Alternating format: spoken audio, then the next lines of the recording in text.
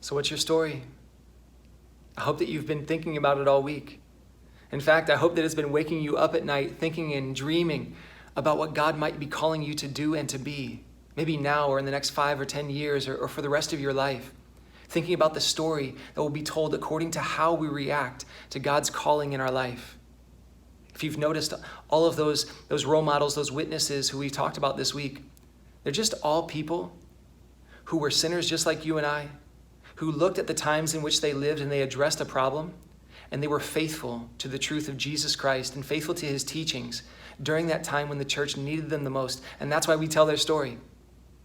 Although we may have been dreaming about super heroic things, and I hope that we have. I hope that you see yourself as a hero in the church and that God calling you to heroic things. But at the foundation of our heroicism in the church and in Jesus Christ and the story that will be told about Christians, at its very base, maybe 1,000 years from now, when the church continues to tell stories about her witnesses, about her heroes, about her role models, and they may be talking about us. At the very foundation of those things, I hope that they're saying about me and about you that this was a person who always followed the truth, always sought the truth, who never denied the truth, who never distorted or twisted the truth, who always taught the truth and lived the truth. That may not sound heroic, but whenever we do that, it's going to be heroic and it's going to cost us our lives. Because our times, modern culture, the cultures in which we live, the world, does not believe in eternal truths. But we believe in the eternal truth, whose truths do not change no matter the times in which we live. At bare minimum, that could be said about the saint in which we celebrate today, this role model. His name is Athanasius. Athanasius, as his name might suggest, is kind of ancient in our church. He lived in the 4th century, just a few centuries after Jesus Christ. And already, there was a heresy in our church denying the truth of the divinity of Jesus Christ. And it was started by a Catholic priest named Arius. And Arius had spread this false claim, denying the divinity of Jesus Christ, so much so that our church had to call a council. And so at the very first council of our church, in the year 325, Athanasius was there. Athanasius was one of the leading theologians defending the divinity of Jesus Christ. And it was at that council that they produced what we call today the Nicene Creed. You notice how truth doesn't change? That this creed that was written down and professed in the church in the year 325 persists and still exists today and will continue to exist as long as our church exists on earth. We will continue to profess that creed. And here's exactly what they said. I hope this gives a little bit more of a wherewithal of why they said what they said in this creed and why we say it every Sunday.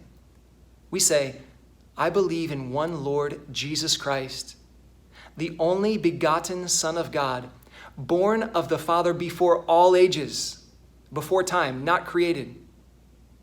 Born of the Father before all ages, God from God, light from light, true God from true God, begotten, not made, consubstantial with the Father. Jesus was not a creature born in time. He wasn't a superhuman. Jesus is the divine Son of God, of the same nature, the same substance of God. He is divine. He is God.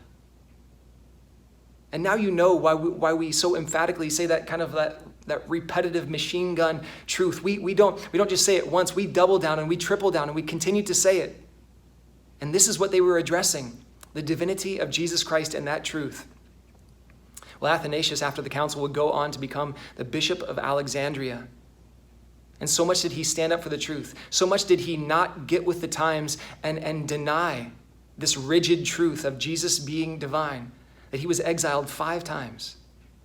He never compromised his teaching. He never disguised or twisted the truth to make it sound good. He just continued to profess the truth. You know, Arianism per se does not exist in our church today. I don't really hear anybody saying, or haven't heard in our church people saying that Jesus isn't divine, or that he was a creature, or he was just a good guy, or just a prophet. There's plenty of people who say that outside of our church, but I don't hear that being said in our church. But I do at times hear a spirit of Arianism. People who say, well, if Jesus were here today, he wouldn't be teaching those things. If Jesus lived in 2020, he wouldn't be so rigid. He wouldn't have said those things. He was just talking about his times. He was just talking about the culture in which he lived. Yes, Jesus did live at a particular time in history, but he taught truths that should exist forever. He didn't just mean for his truth to exist for a time. We have to kick out a spirit of Arianism. Jesus Christ and his truths are not rigid. In fact, truth does not change. A great Catholic novelist of the 20th century named Flannery O'Connor, she once said, "The truth does not change according to our ability to stomach it." What an incredible line of a woman who upheld truth. Truth does not change according to our ability to stomach it. It's truth no matter we can stomach it or not, even if it's hard to live, even if it's hard to accept. Now today, one of the ways that we can look at ourselves and the story that will be told about us is whether we're living according to that truth, not denying it, not twisting it, not distorting it, but living according to truth, the truth of Jesus Christ that doesn't change. Today we say yes to truth, and then we never stop.